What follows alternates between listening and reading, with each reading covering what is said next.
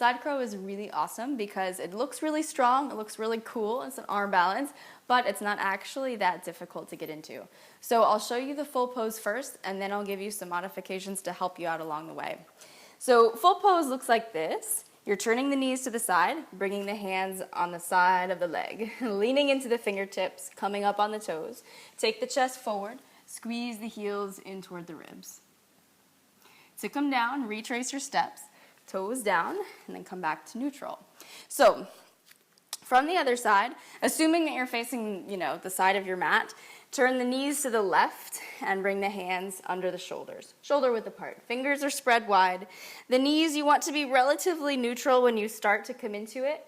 Lifting the butt up, come way up on the toes. You're gonna bend the elbows towards you. So don't let them bend left and right, otherwise you have nowhere to go. So let the elbows bend in toward the rest of the body. So the creases of the elbows face forward, face away from you. Lifting the hips, lean the knees in toward the left tricep. And in order to actually find your balance, even though it's kind of scary, you have to take the weight into the fingertips. So if you don't actually lean forward, the hips aren't going to be able to come up. So heels up, hips lift, knees come into the left tricep, lean it forward, and then use the obliques to squeeze the feet in. Taking the feet down, if that is still a bit tough for you, there's one more option that you can take to make it a little easier.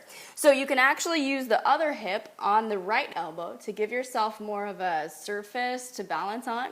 So to do that version, hands are still the same, everything else is the same. But when you come up, you're gonna lean the right hip in toward the elbow, bend both arms, lean the chest forward, squeeze the hips up.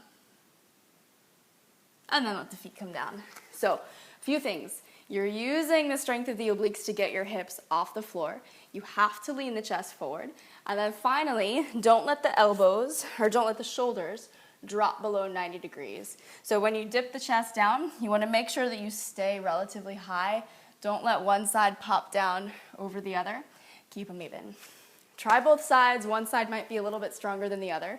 When you're done, come back to a neutral seat, and that is side crow.